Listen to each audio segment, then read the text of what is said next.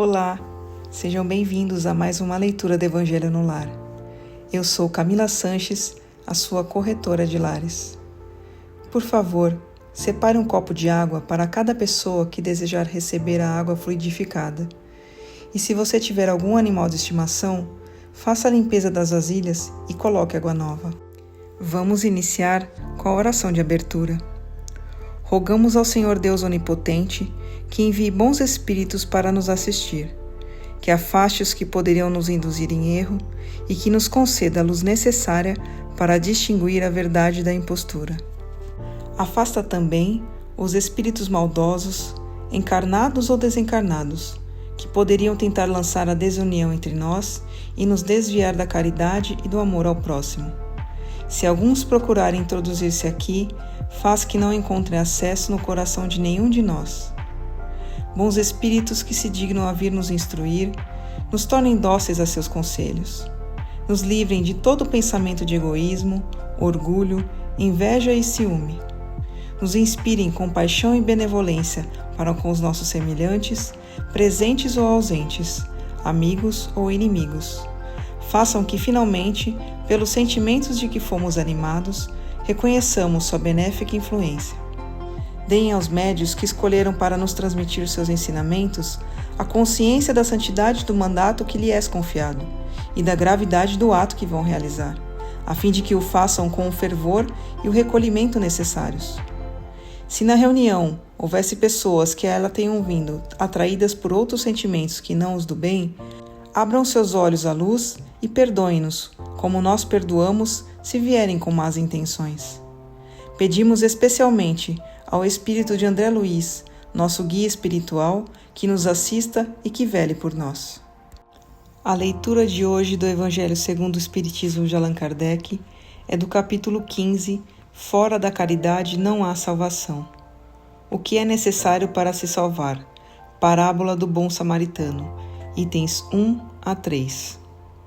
Ora, quando o Filho do Homem vier em sua majestade, acompanhado de todos os anjos, sentar-se-á no trono de sua glória, e todas as nações reunidas diante dele vai separar um dos outros, como o pastor separa as ovelhas dos carneiros, e vai colocar as ovelhas à sua direita e os carneiros à sua esquerda. Então o rei dirá aos que estiverem à sua direita: Venham, benditos de meu Pai, tomem posse do reino que lhes foi preparado desde o princípio do mundo.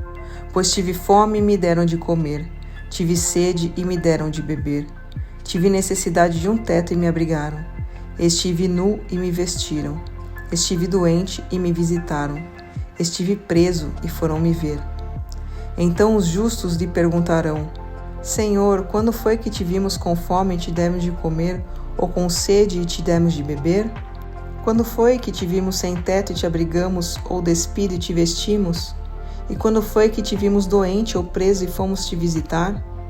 O rei lhes responderá: Em verdade lhes digo, todas as vezes que fizeram isso a um dos menores desses meus irmãos, foi a mim mesmo que o fizeram. Em seguida, irá aos que estiverem à sua esquerda: Afastem-se de mim, malditos, vão para o fogo eterno, que foi preparado para o demônio e seus anjos.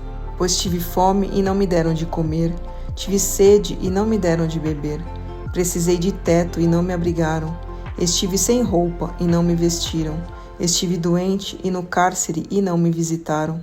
Então lhe perguntarão também: Senhor, quando foi que te vimos com fome e não te demos de comer, com sede e não te demos de beber, sem teto ou sem roupa, doente ou preso e não te assistimos? Ele então lhes responderá: Em verdade lhes digo, todas as vezes que não prestaram assistência a um desses pequenos, deixaram de prestá-la a mim mesmo.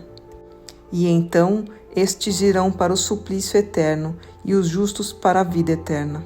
Então um doutor da lei, levantando-se, lhe disse para tentá-lo: Mestre, que devo fazer para possuir a vida eterna?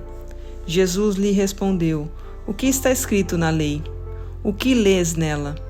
Ele respondeu: Amarás o Senhor teu Deus de todo o teu coração, de toda a tua alma, com todas as tuas forças e de todo o teu espírito, e a teu próximo como a ti mesmo. Disse-lhe Jesus: Respondeste muito bem, faz isso e viverás. Mas o homem, querendo parecer que era justo, disse a Jesus: Quem é o meu próximo? Tomando a palavra, Jesus lhe disse: Um homem que descia de Jerusalém para Jericó caiu nas mãos de ladrões que o roubaram, o cobriram de ferimentos e foram embora, deixando-o semi-morto. Aconteceu em seguida que um sacerdote, descendo pelo mesmo caminho, o viu e passou adiante. Um levita, que também passou por aquele local, tendo-o observado, também continuou seu caminho. Mas um samaritano que viajava, chegando ao lugar onde estava aquele homem, ao vê-lo foi tocado de compaixão. Aproximou-se dele, derramou óleo e vinho em suas feridas e as tratou. Depois, colocando-o em seu cavalo, levou-o a uma hospedaria e cuidou dele. No dia seguinte, tirou 2 denários e os deu ao hospedeiro, dizendo: Trata bem deste homem, e tudo o que gastares a mais eu te pagarei quando regressar. Qual desses 3 te parece ter sido próximo daquele que havia caído nas mãos dos ladrões? O doutor respondeu: Aquele que usou de misericórdia para com ele. Então vai, disse-lhe Jesus, e faz o mesmo.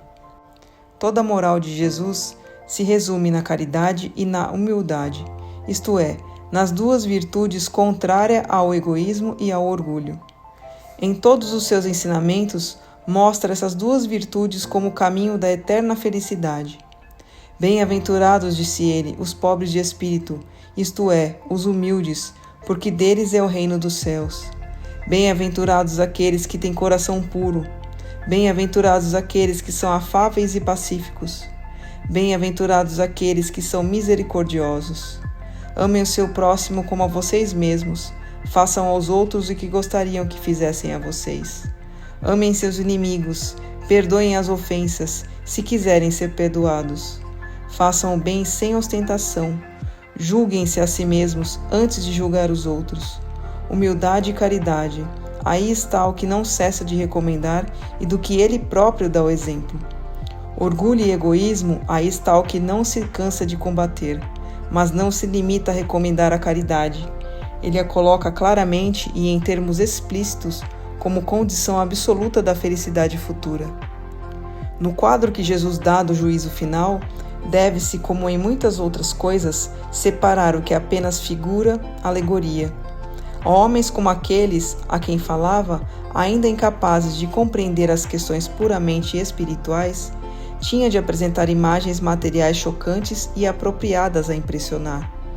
Para ser mais bem aceito, devia até mesmo não se afastar muito das ideias correntes quanto à forma, reservando sempre para o futuro a verdadeira interpretação de suas palavras e dos pontos sobre os quais não podia se explicar claramente. Mas ao lado da parte acessória ou figurada do quadro, há uma ideia dominante, ou seja, a da felicidade que espera o justo e da infelicidade reservada ao mal. Nesse julgamento supremo, quais são os considerandos da sentença? Sobre que se baseia a investigação? O juiz pergunta se esta ou aquela formalidade foi preenchida, se foi observada esta ou aquela prática exterior? Não, só se pergunta sobre uma única coisa, a prática da caridade, e pronuncia a sentença assim: Vocês que assistiram meus irmãos, passem à direita. Vocês que foram duros para com eles, passem à esquerda. Ele questiona se as normas foram seguidas? Faz qualquer distinção entre aquele que crê de uma maneira e aquele que crê de outra? Não, pois Jesus coloca o samaritano, considerado herege, mas que pratica o amor ao próximo, acima do ortodoxo que falta com a caridade. Jesus não faz, portanto, da caridade apenas uma das condições para a salvação, mas a condição única. Se houvesse outras a cumprir, ele as teria indicado. Se coloca a caridade em primeiro lugar entre as virtudes, é que ela encerra implicitamente todas as outras: a humildade, a delicadeza, a benevolência, o amparo, a justiça e etc. E porque é a negação absoluta do orgulho e do egoísmo. Palavra dos Espíritos. Graças a Deus. Mas antes de iniciarmos a oração de encerramento, eu quero pedir a você, que ainda não é inscrito em nosso canal, por favor, se inscreva agora. Clique no botão inscrever-se aqui abaixo do vídeo. Aproveita para ativar o sininho das notificações e receber todos os nossos vídeos. Se você está com problemas, precisando de ajuda Ou conhece alguém que está enfrentando muitas dificuldades em casa, como animaizinhos perdidos ou doentes, brigas constantes com os filhos, discussões no relacionamento? Por favor, compartilhe essa mensagem. Leia também a descrição desse vídeo e entre em contato conosco pelo WhatsApp. Você pode salvar a vida de alguém, curtindo e compartilhando o nosso conteúdo. Vamos finalizar com a oração de encerramento. Agradecemos aos bons espíritos que se dignaram vir comunicar-se conosco e lhes rogamos que nos ajudem a pôr em prática as instruções que nos deram e façam com que, ao sair daqui, cada um de nós se sinta fortalecido na prática do bem e do amor ao próximo. Desejamos também que essas instruções sejam proveitosas para os espíritos sofredores, ignorantes ou viciosos, que puderam participar dessa reunião e para os quais imploramos a misericórdia de Deus. Amém.